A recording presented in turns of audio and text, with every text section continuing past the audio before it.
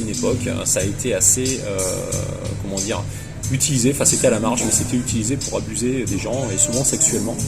Et ça s'est démocratisé. Maintenant, les gens consomment aussi du GHB à titre festif, il faut le savoir, vu que ça a un effet un petit peu euphorisant à petite dose. Et on a distribué au Hooper ce qu'on appelle des capotes à verre, donc un produit qui s'appelle Drinkwatch, qui est fabriqué dans les Hauts-de-France, qui sert à protéger le verre. Donc quand vous avez un verre comme ça, c'est compliqué d'aller mettre un produit à l'intérieur. On a distribué également des bracelets Drinkwatch, donc ça nous vient d'Allemagne. Ce sont des bracelets qui servent à détecter la présence de GHB dans le verre. Donc il suffit de mouiller l'extrémité du doigt, de poser une goutte de produit sur la pastille va virer au bleu si le GHB est à l'intérieur du verre.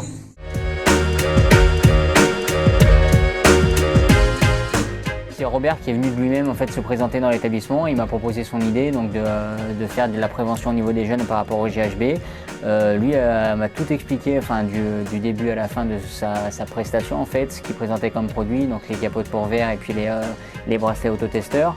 Et je me dis que ouais, on fonctionne beaucoup avec les étudiants nous, ici, et je m'étais dit que c'était quand même plutôt une bonne idée de faire cette prévention auprès d'eux sur une soirée qui les concernait vraiment, sur la soirée spéciale étudiante des Jeux.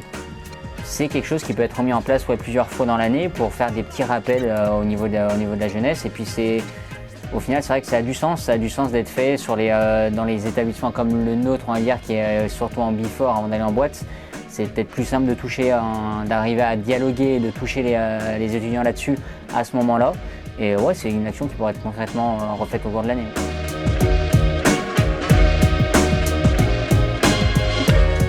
C'était à l'étranger, dans un bar où après 2 bières, je me souviens absolument pas de la soirée. J'ai eu un blackout de 4-5 heures et je me suis réveillée ensuite dans l'hôtel avec les personnes avec qui j'étais, et ça m'a fait beaucoup flipper. Et donc je pense que à un moment ou à un autre j'ai reçu du GHB dans mon verre à ce moment-là.